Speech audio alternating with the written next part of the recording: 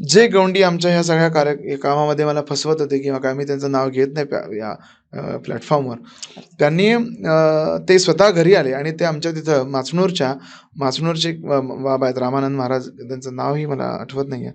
तर माचनूरला प्रसिद्ध देवस्थान आहे, ते स्वामी महाराजांचे शिष्य.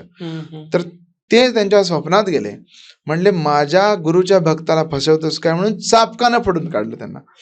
आणि त्यांना असं स्वप्न पडलं, ते उघड येऊन मंदिरात त्यांनी सांगितलं, मला असं स्वप्न पडलं, मला माफ करा म्हणले दादा, हे आम्ही तुमच्याकडनं जादा घेतलेले पैसे आणि तुमच्या उत्सवासाठी माझ्याकडनं हे 1100 रुपये म्हणले.